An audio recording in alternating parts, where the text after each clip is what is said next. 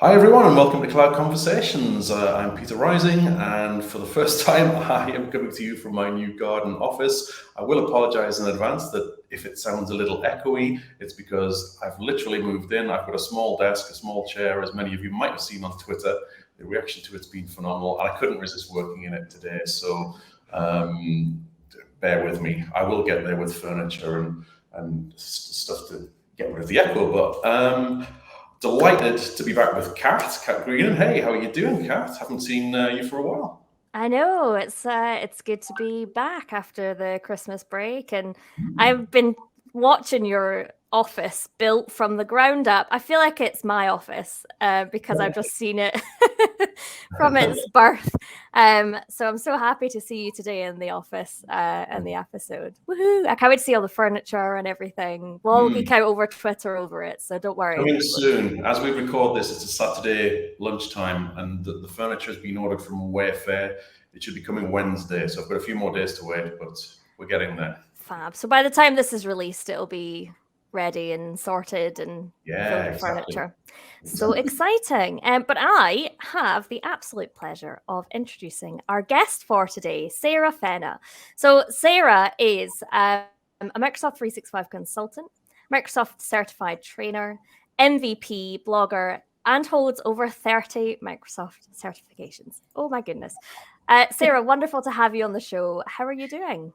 I'm good, thank you. Thank you very much for having me. And I too have been following Peter's home office build, and I'm actually really quite jealous and have been out measuring in the garden, but unfortunately I can't put it in. Oh goodness, that's it, Peter. You would have inspired so many people. Like the people who sell these offices are making loads of money off your advertising. You should get like a referral fee. Honestly, I've been blown away by the reaction on Twitter. Nothing else I post has gotten the likes. I put a video tour of it on my YouTube channel last night. It's got about 200 views. It's mad. Oh, goodness, yeah. That's it. People in their offices get some cool gadgets, and that's it. You'll be, very popular.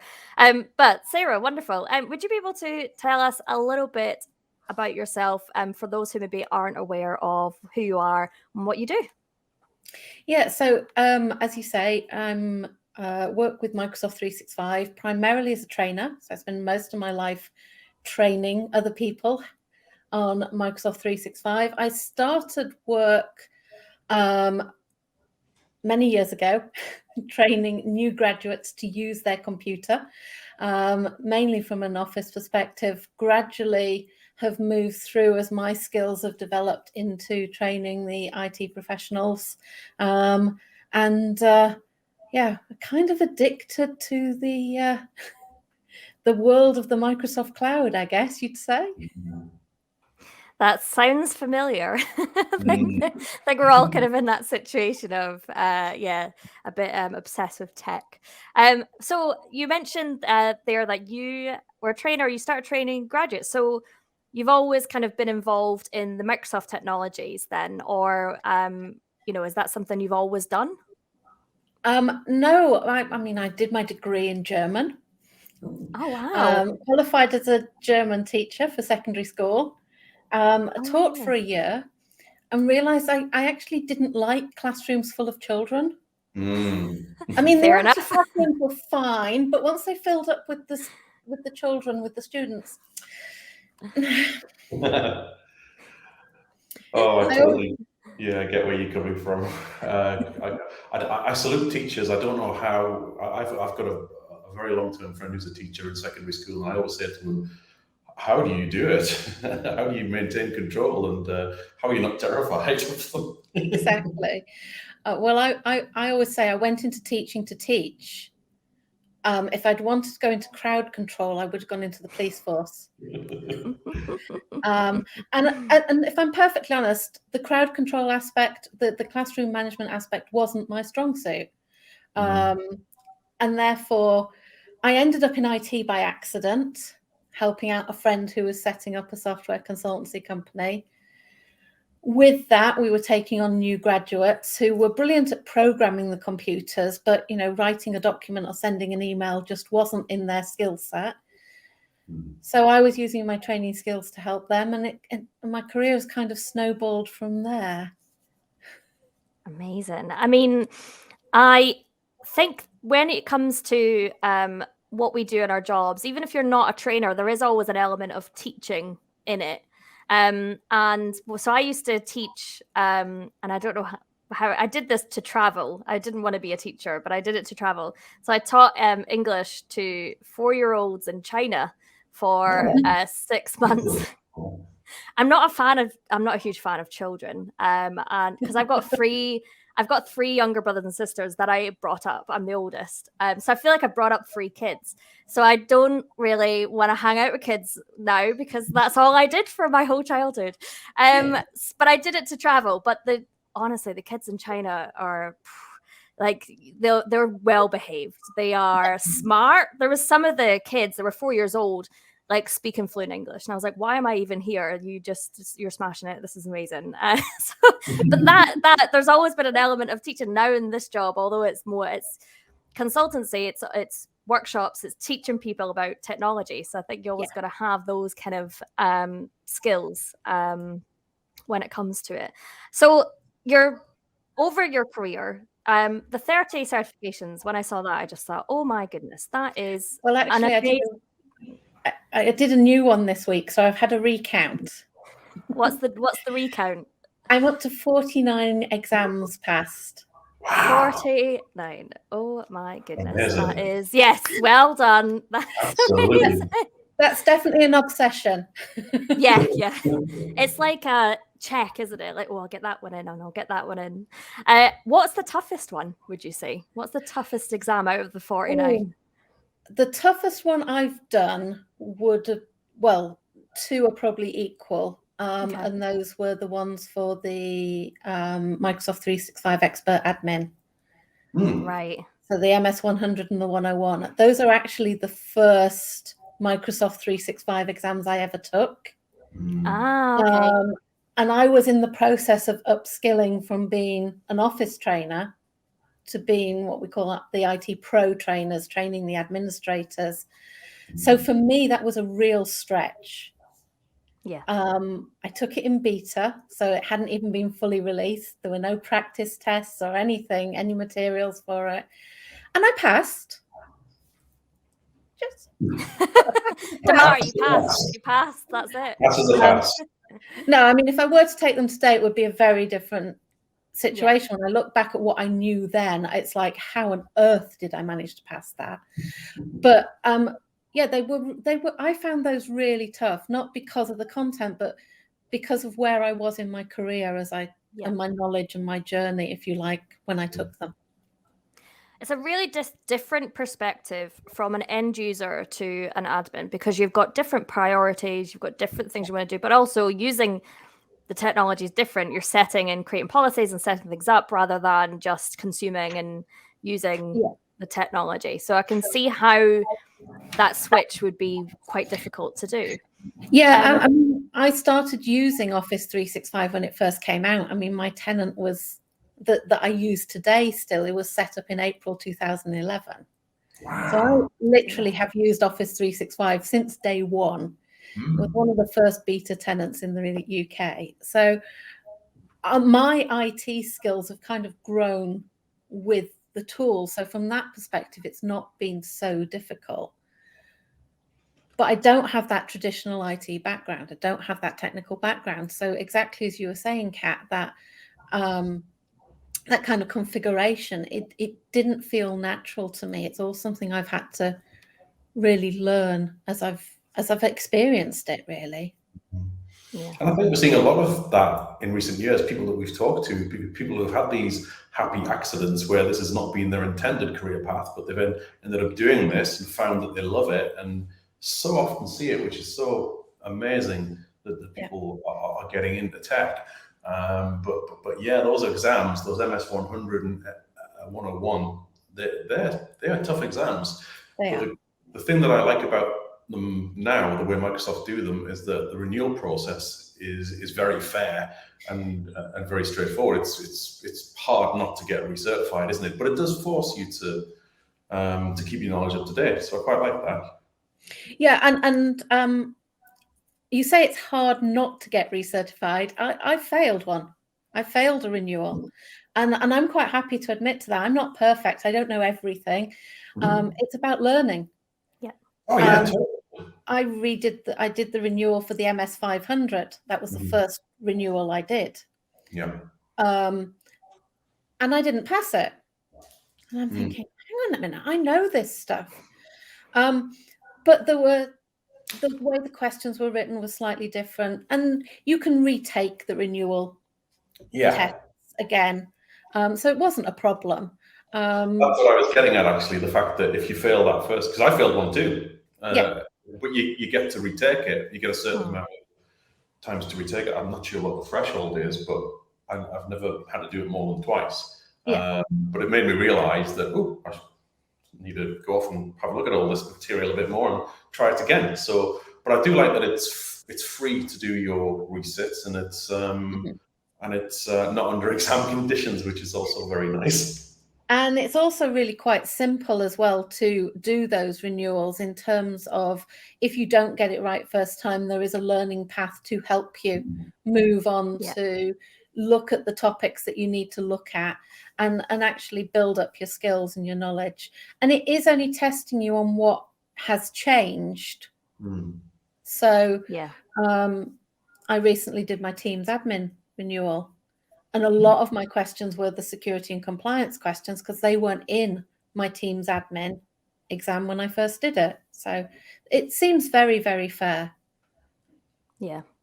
What would you say? Because I know on your website there's lots of courses that you do. There's lots of exam prep guidance in there.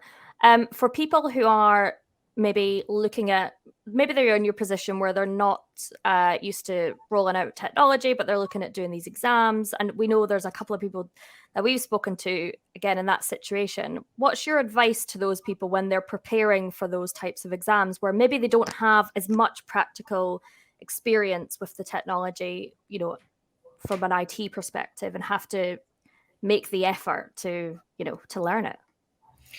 I guess the first thing, obviously, is come on an official training course with a really brilliant trainer. That's not open to everyone, but it does make it easier if you can have a guide. It really does. But that's not for everyone. I appreciate that. And in some cases, it's outside the scope of what people can access. It's not accessible for them for a number of different reasons. If you're preparing yourself, then I always start with the exam objectives. So all of the Microsoft exams have their own exam page, and there is the exam objectives that you can download. I always start by taking a copy of that and going through and marking off the ones I'm comfortable on, and then researching the ones I'm not.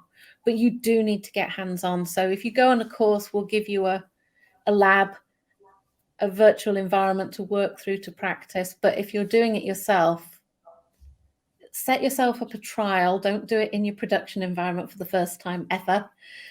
Never do that. And then try it. And not only try and do it, but try and break it and fix it.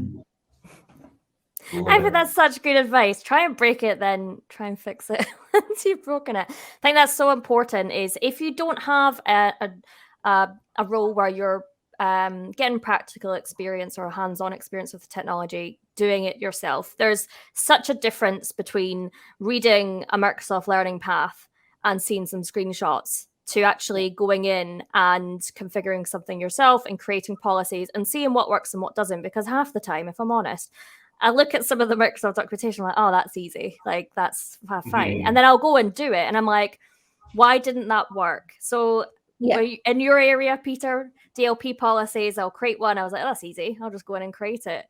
And it didn't work. And I was like, what have I done? And I need to go back and review. And that experience of going back and looking into it is a whole learning thing itself. So I think that's definitely a really good piece of advice. Make sure you get practical, because it's just...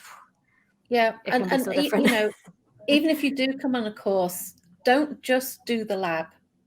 Don't just do the prescribed instructions, because you're following the steps.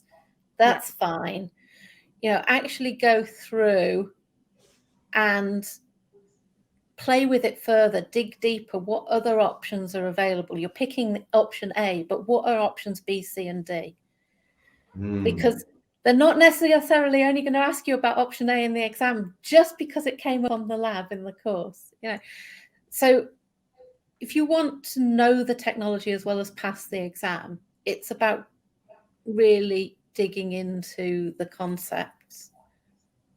Definitely. That's the whole point of doing the exam, isn't it? To know the technology, not just for the certification and just to tick a box. That's why we do the exams, is to learn the technology, to grow our skills. So yeah, and that's really good. And looking at what are the other options, not just the right answer, because that's going to teach you as well. So yeah, great. And I always say to people, if they've come on the course and they're going to do the exam, if you don't get the result you want, we all want a pass, but if you don't get the result you want, do have a look at which areas you were weaker on, go back to those exam objectives, look at what's included in that area, and spend some more time in it.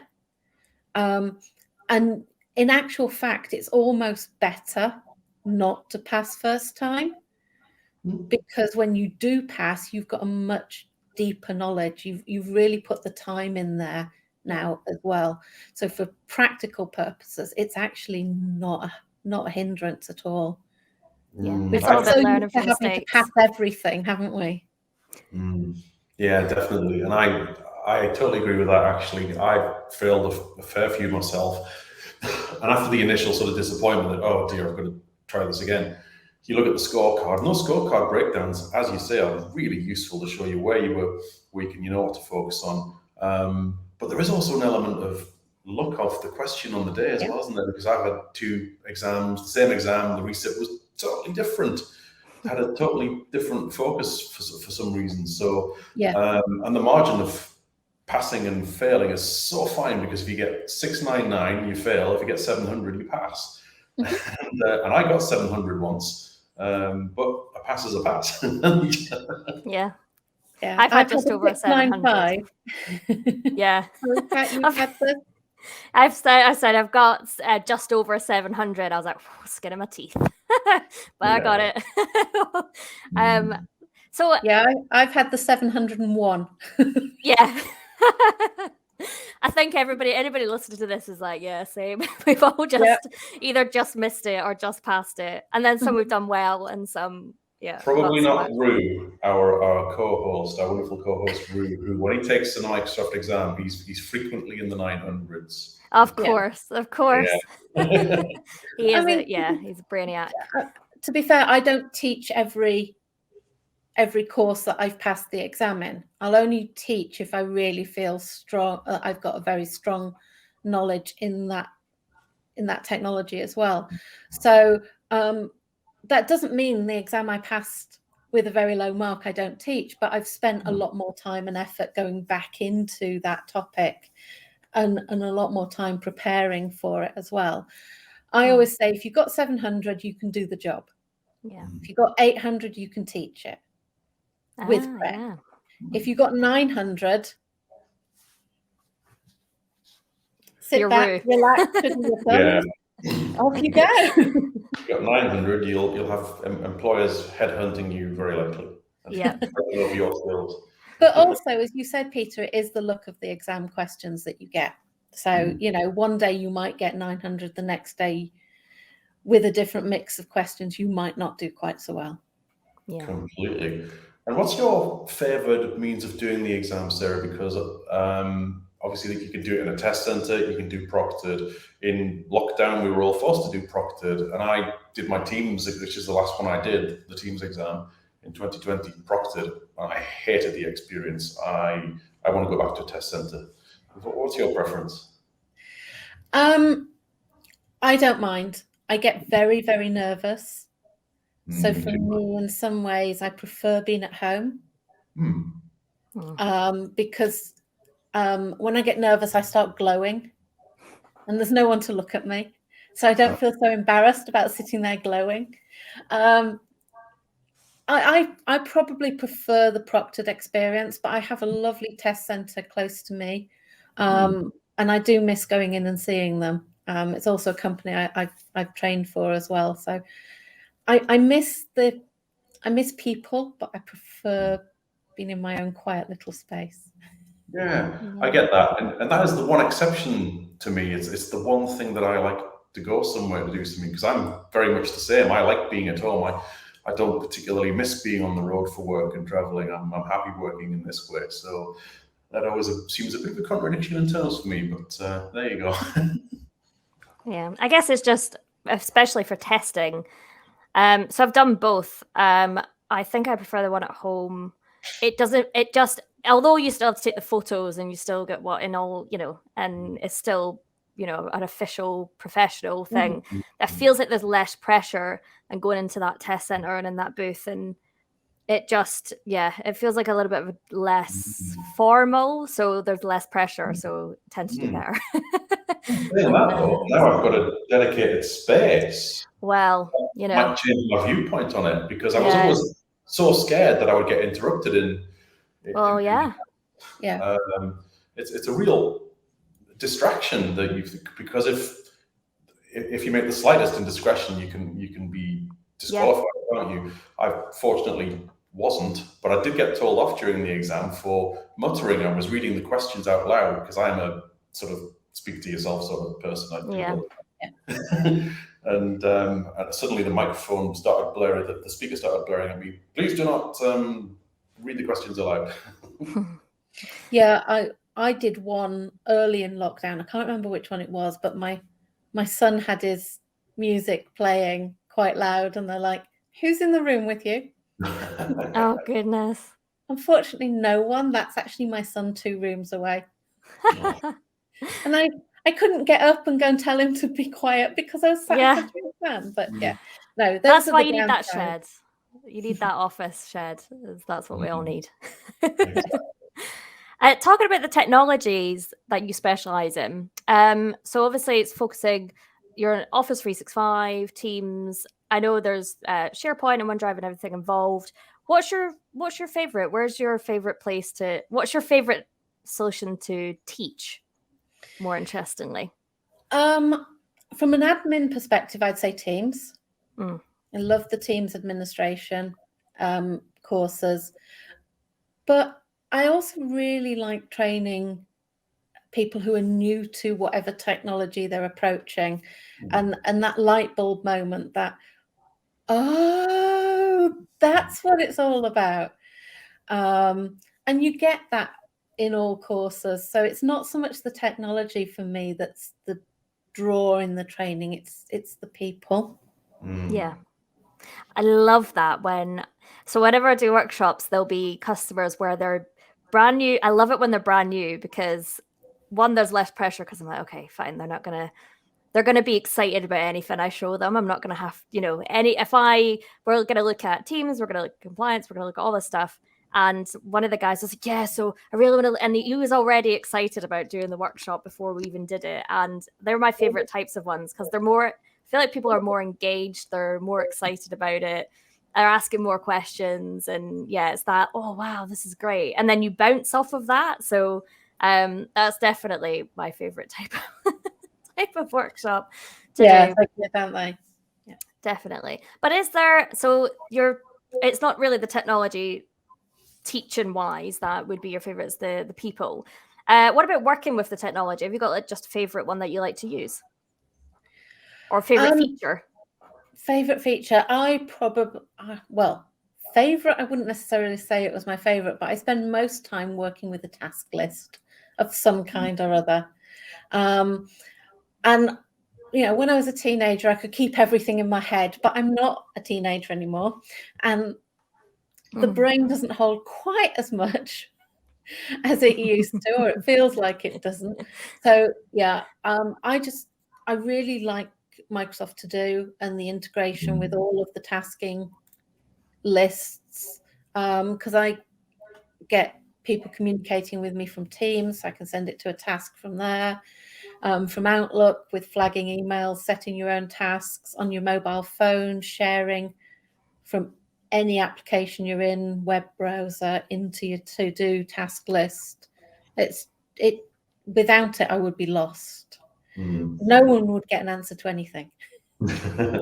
I agree. That is so good, so life-changing for me, that term. Just being able to, in a Teams chat, the other day I was chatting with Aaron, who just have to call Summit plug, where we all know and love, and he was in a Teams chat saying, "Could you look into this for me?" And ellipses, create a task, love it, fantastic. So I'll not forget to do that now. I still haven't done it, and it was 2 days ago. but it's on the list. But you've reminded yourself now. Exactly. So but do you guys, do you have a preference between Planner and Microsoft Lists as a shared task, or both? Do you like using both of them, or one or the other for task management? I have two answers to this. From an end user perspective, Planner, because it integrates much more easily with To Do. From a compliance perspective, Lists, because Planner doesn't, we can't apply the same compliance rules in Planner, same retention rules, and obviously Lists are stored in SharePoint. So it depends which hat I'm wearing. I see. I agree. I think Planner I've started using less than I did. We started creating lots of private channels in our environment at Core, and we kind of plan out private channels, and that just kills off. Kills it off. It's like, oh great, okay, well there's no point creating that. We need to create another team then in that case, because we need to planner for the. So I just think I've started using it less and less. Our CEO uses it quite heavily, so I always get, even just yesterday, all these tasks coming through, and I like that they tell me that they're tasks, but then I move them to my to-do list. So maybe I defeat the point, but you are totally right. I think depending on from what angle you're looking at it, for some organizations there is concern around, okay, if our users are using Planner, how, what are the tools that we can use to manage that data and what's going on there. So what about Loop? Microsoft Loop that's been announced. What are your thoughts on that? What are your thoughts on Loop? I don't think it's there yet, but it is going to be, I think, equally transformative as we've seen with Teams and also Viva as well. But the thing for me is we're doing so much now where we're collaborating with colleagues. And it's not just a document, but that task list in Planner, that meeting agenda. There's so many little bits of information that we work on that's where the Loop components themselves are really going to come in helpful. I can see them integrated into meetings is going to be a huge step forward. So you do your meeting invite with the Loop component for your agenda. I can't wait for that. And, even things like today where we've, before we got together today, we've had a chat about the different topics that we were going to discuss. We could have done that inside the meeting invite with the Loop component. Not quite there yet. And obviously at the moment we can't use Loop across different organizations, so it's only within one organization. But if you imagine that's where it's going, you see that use of it, then I think it's going to be incredibly powerful. At the moment it's a little bit of a gimmick inside a chat. Because I can't even use it in a team as yet. So but I can really see where the power of it is going to come from. And I can see where it's different to anything we've had before. As the components. I think it's watch this space, isn't it, with things like Loop. If you look back to, funnily enough, as we record this, it's a Saturday, and yesterday, Friday, it was the 1-year anniversary of Viva, which Kevin McDonald was hugely excited about Viva's birthday. Hey, Kev. And in the time that it's been out, Viva, it's matured amazingly in that time, but it's still only beginning. It's still got a lot of maturing to go. And I think we'll see the same with Loop a year from now. we'll see more. But the point that you make about it not being available cross-tenant is an interesting one, because if it takes the same amount of time to make that available as it has to get shared channels, 2 or 3 ignites ago, interesting. We'll see when that happens. Well, loop components are stored in your OneDrive at the moment. They're basically a different file in your OneDrive. So I don't see there being quite the same technical challenges. There might be compliance challenges to overcome. We'll have to wait to see what those are. But yes, I think we're seeing a lot of need now for that collaboration to be as seamless across organizations as it is within organizations. Yeah. The meeting. So I did a blog on Microsoft Loop. If anyone wants to check it out, it's on collabwithcat.com. There we go. It's a shameless plug.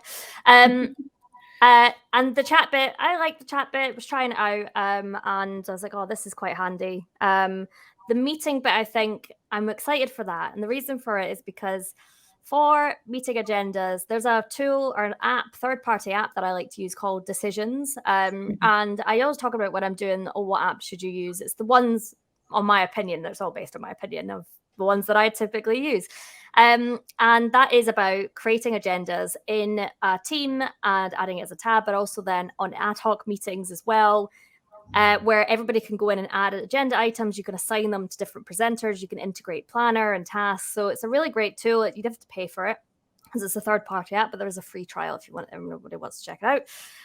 That is because I didn't have something that was as good as what I probably, what Loop will probably be. So the ability to just have that bit of collaboration with meetings, I think, is really, really exciting. I do like the idea of we're going to have, because you're going to have, right now, you've got the chat component that's available. So if you go into chat and you want to put a list or a table or something, you post that in your chat message, and then you and the other person can collaborate on it. I'm explaining this to maybe people who are watching who maybe don't know about it. Because I know we know. And there's other components that are coming out. So one of them is the pages that you'll have. So you'll have like a Loop page where you're maybe working on a file, you can see everyone's cursor and you can drag and drop and move things around. So it's that co-authoring, but on a page level. And I'm trying to get my head around it because I've had people comment underneath the blog saying, is this a replacement of Teams then? And I would say no, it's complementary to Teams. But that's, I think, a concern of people thinking, because Viva's clearly, nobody said is Viva replacement to Teams, because it does different things and it clearly is an app that you add in. But because Loop has its own, I don't know how to describe this, has its own kind of page and own element, people are like, okay, so what do we use then? And do you think that's a concern that people have as more and more things get released? Or do you think as it gets released, it'll answer a lot of people's questions? Because we're all speculating now, I guess. Well, I mean, if you take an existing Loop component, so if you do a chat with a Loop component in it, and then if you go and open that as a page, there's a link on it, you can open it as a page in your OneDrive. If you go there and you click in below that Loop component, you can add in another Loop component. You type the / and you get a list of the different components you can add in. I didn't know that. I suppose that's learning something new every day. There you go. And that to me is what the Loop pages is about. A Loop page is a collection of these different interactive dynamic components, whereas a team is a conversation and bits and pieces of things we're collaborating on depending on what you're working on. So I can see a Loop page fitting really harmoniously into that scenario. And I could do that at the moment because I could pin the page as a website tab. Use the website tab in Teams and pin the Loop page in there. So you could get around it at the moment while we're waiting for the full functionality. What strikes me as maybe needing clarification as to how it's going to be used is that is where we go from there, the kind of loop workspaces, which are collections of loop pages together. That's where I don't feel there's a differential. Yeah. But then, is there a differential between Teams and Yammer? For some people, there isn't. For some organizations, there isn't. For other organizations, there's a huge difference. Well, Yammer is one of the many things that are surfaced in Teams now. And Teams is that central hub for bringing all of those things together, isn't it? But Yammer's an interesting one. I got into a little bit of trouble talking about Yammer recently on Twitter. I saw you post about that, and I was like, "What did you say?" Because I read your thing, and it just said, "Oh, haha, who uses Yammer?" It was a little joke, but I forgot the times that I was living in, and you've got to be so careful what you say on Twitter. And I made a little joke saying, "Here's one for you Yammer fans, brackets, all two of you." One of them's me. I'm a Yammer fan, and I know you like him, like it.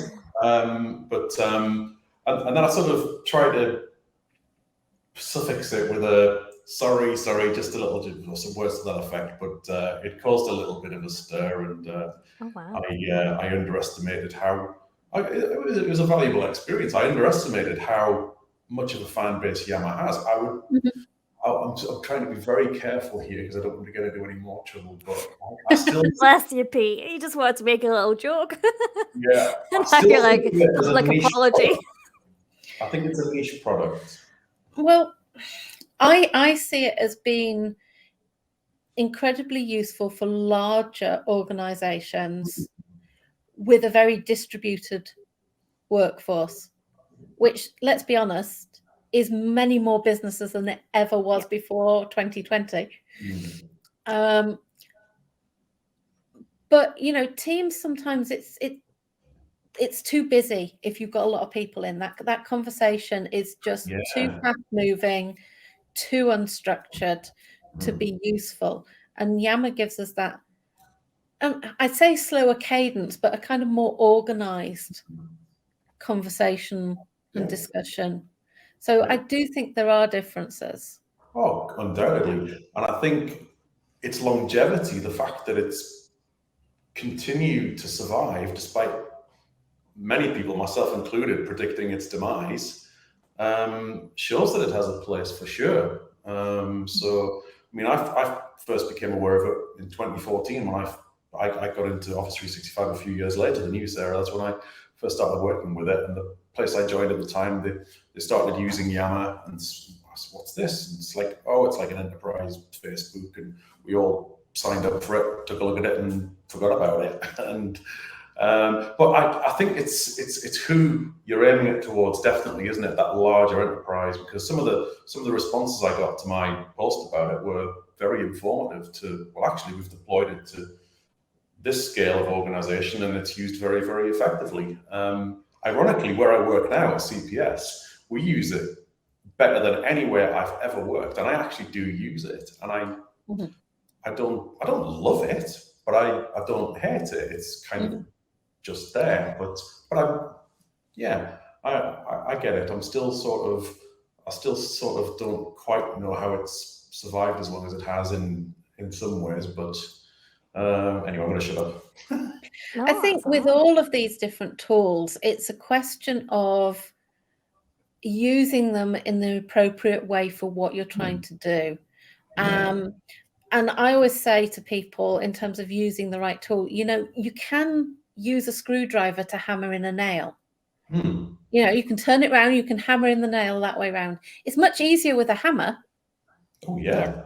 And you can put a screw in with a hammer if you really need to, but it's better to use a screwdriver. So it's a question of looking at all of these tools and finding out, which is the hammer for the nail and which is the screwdriver for the screw. And you've got to find the right tool for the job you're trying to do. Yeah. Great analogy. For people who don't like Yammer or who don't want to use it, it always seems to be people who've had bad experiences with it when it's not rolled out properly.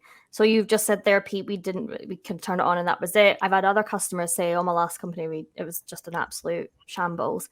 But there's other organizations where we've rolled it out properly and it's got the proper use case for it. So we use it at Core, we use Teams, SharePoint, and Yammer. For different use cases, different reasons, we're all dotted around the place, and it's worked really, really well, and it brings in it's not your intranet. You don't necessarily need to post news and things on there, formal news articles. It's more, we've got like things for praise a colleague, so somebody gets praised and tagged in it, and at the end of the week somebody reads out all the praise from the week, and it's a nice little, it makes people feel like, oh, okay, I want to get praised, so it's that type of engagement that worked. It's always worked really well where I work, and we've done it for other customers. But yeah, it always seems to be people who've had a bad experience with it and they're like, no, it's rubbish. That's why. But yeah, we're Yammer advocates here on my side anyway. And I think I've had a lot of customers who've been working with SharePoint and adopting SharePoint, and people we've trained on SharePoint. You hear exactly the same with SharePoint as well. SharePoint's useless, and you look at how they've adopted it and how they've seen it being used in the past. It's like, I can see why you might have that opinion. Yeah. This is I would be the same. I would think it's rubbish as well if this is how we had to use it and it wasn't done properly. So it's back to using the right tool for the right job and using it properly. If you hammer your thumb instead of the nail, you're probably not going to like the hammer. That is a very good point. A very good point. I think I might. Yeah. I love like SharePoint. Can I steal that? I have customers come to me about SharePoint and say, I don't get it. And I try and evangelize it to them and show them how to use it, where its use case is. And that makes sense. That makes a lot of sense. I think I'll leave it there. Well, we're going to, throughout the years that we are on Cloud Conversations, we're going to get you to like Yammer, Pete. That's what we're going to do. That's our goal. By the end of it, you're going to love it. So I get it. But we're going to get you to love it. No, I'm joking. We're going to force any technology on you. So I did want to change topics slightly because I really had to bring up your MVP. So congratulations. Yeah. Thank you. Really, really exciting. When did you get MVP stated? It was just before South Coast Summit, wasn't it? Or it was 1st of October, and South Coast Summit was about a fortnight later. Yeah. So yes, I'm still smiling. Woo! How's it been? How's the experience been like?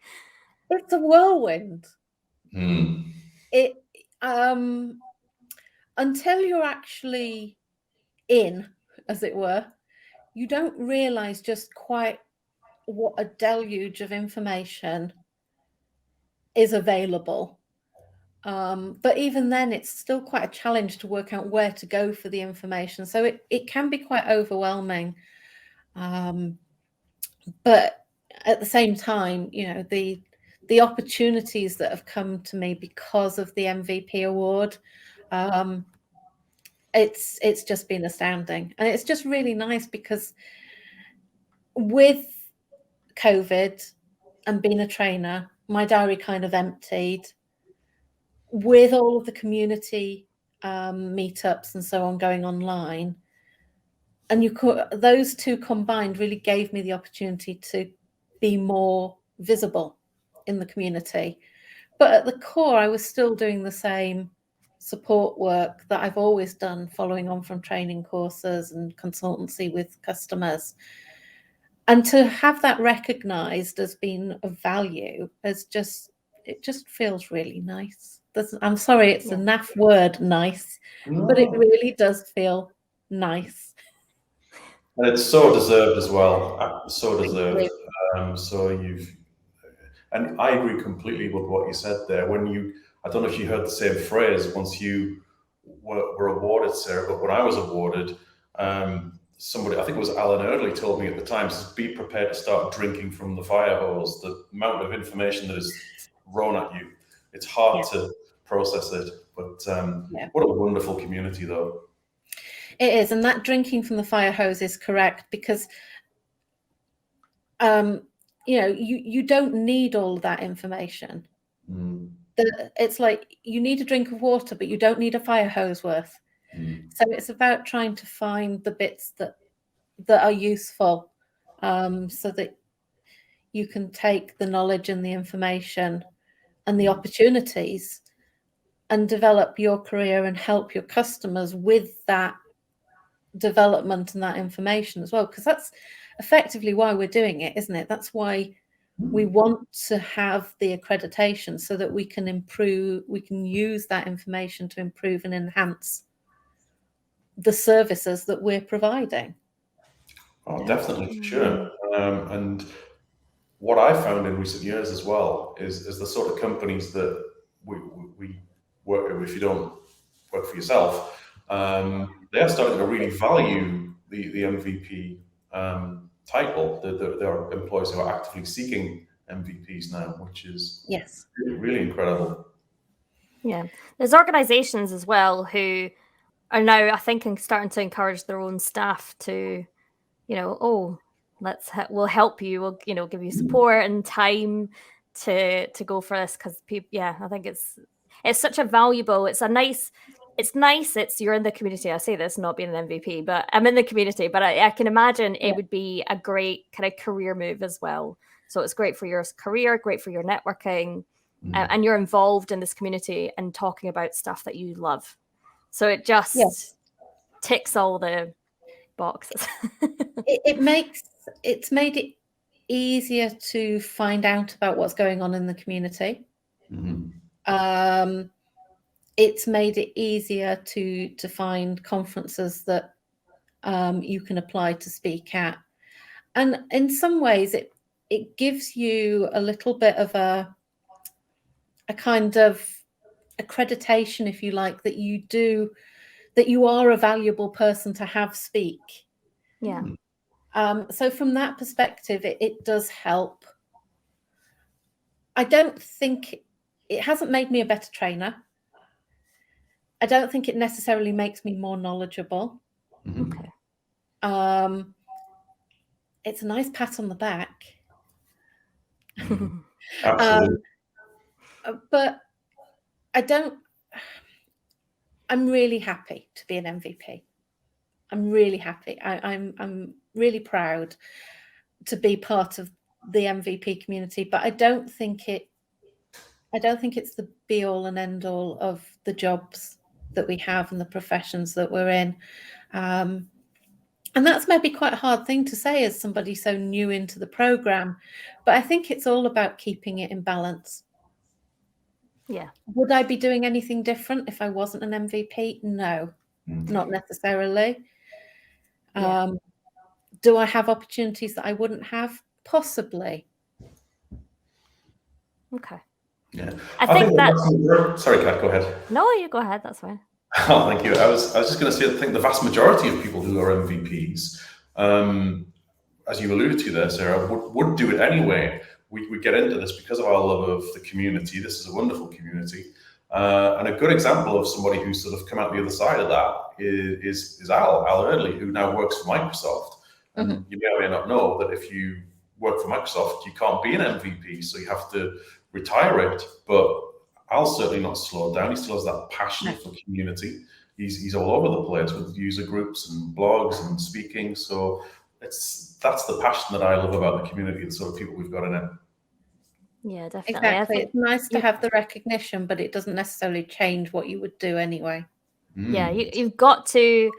You're not an MVP if you're just going out to achieve an MVP award. That's not what it's for. That's not. You're not giving it to the right person, the right type of people. Because it's it's the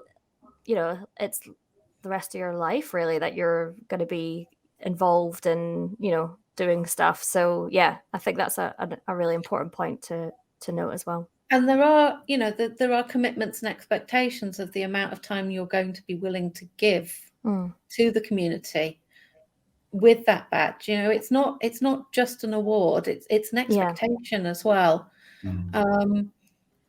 I've also this year had a great year. Also recently been appointed to be an MCT regional lead. Oh, awesome. Amazing. Thank you. But that also has a time commitment. And, you know, as a freelancer, I run my own company of me, that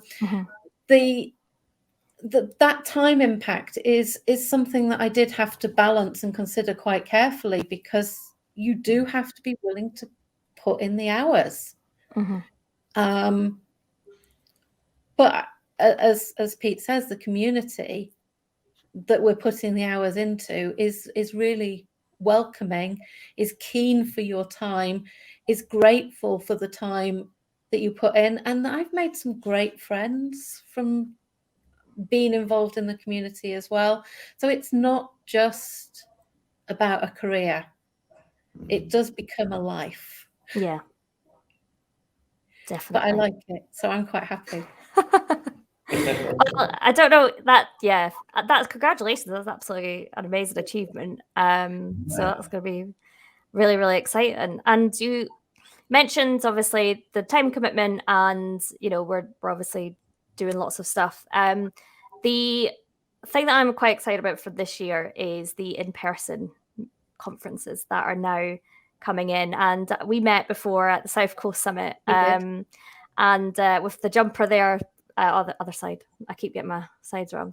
And are we going to see you at any in-person conferences this year? Can we? Yeah. Where can people find you? Well, probably not at the first event I'm going to, because I'm speaking at I'm speaking on the Isle of Man at a Records Management Society event in a couple of weeks.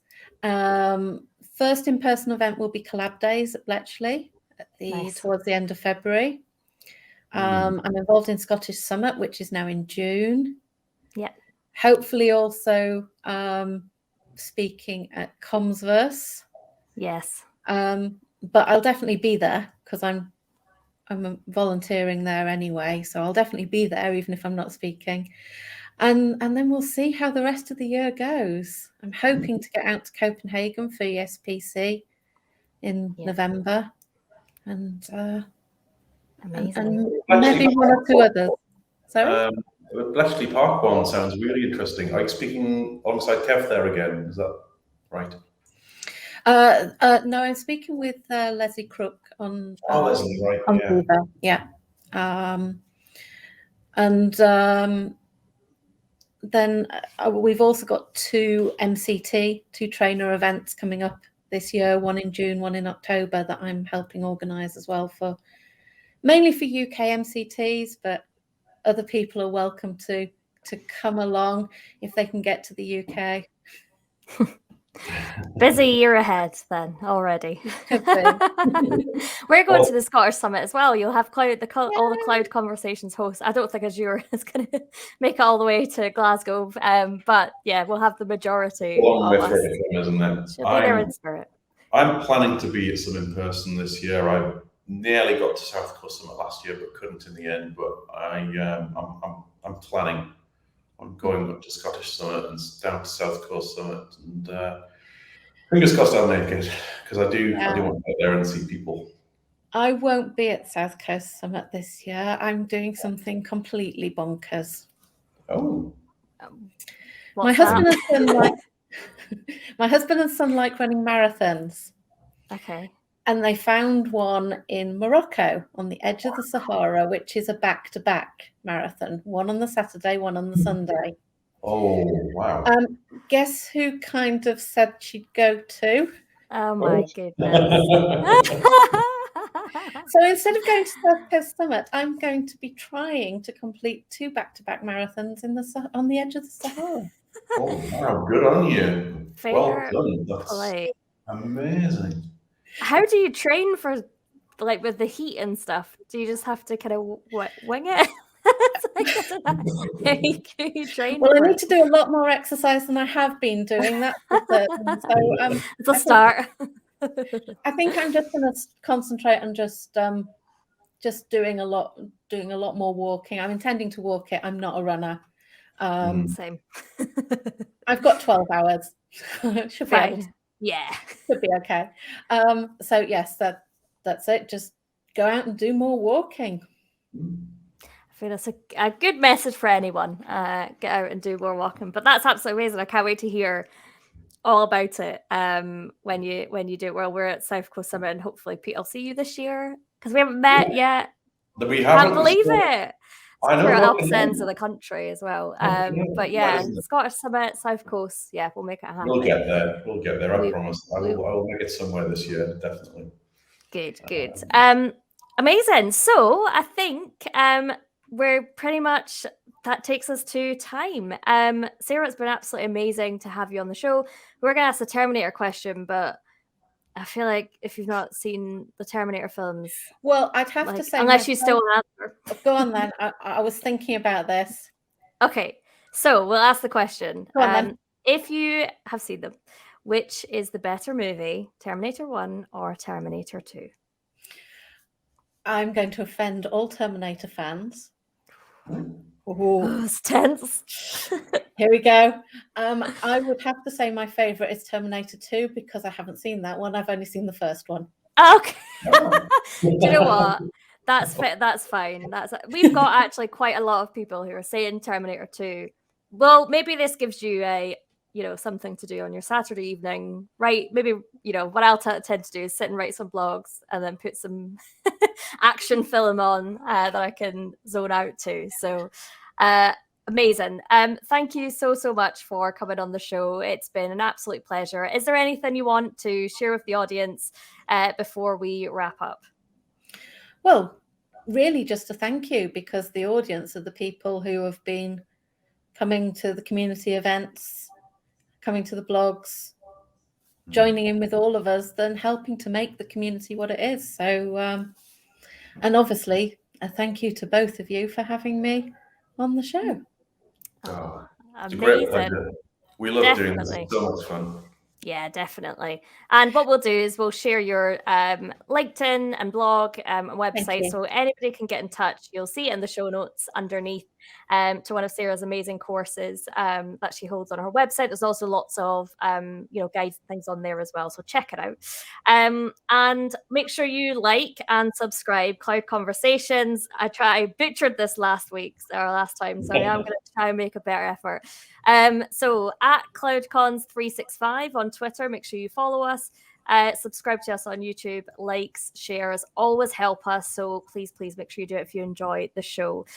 We have an episode out every Friday morning, so make sure you keep an eye out to see our wonderful guests and our priceless banter, of course. Peter, it's been absolutely amazing having you as well, because I don't think we've done a show together, just us two, this year yet, so woohoo. I think that's everything. Did I do okay, Peter, in terms of closing out? You did amazing. I'm so proud of you. Awesome. Love it. Because I'm on a mission to spread the word of Cloud Conversations, get us more subscribers. And I did hint on this on Twitter. If we get 500 subscribers, we might have some giveaways for you. So watch out. Well, you have to be subscribed to qualify. Only subscribers can so we're at 300 and something subscribers now, but 500 is my target. If we get there, if you can help us spread the word, there might be a prize or two here and there coming up. So amazing. Don't say we don't spoil you. You Right. Well, enjoy your weekends, and it was lovely to speak to you. And everybody, make sure you follow and subscribe. And there we are. Goodbye. We'll see you soon. Thanks. Bye-bye. Bye.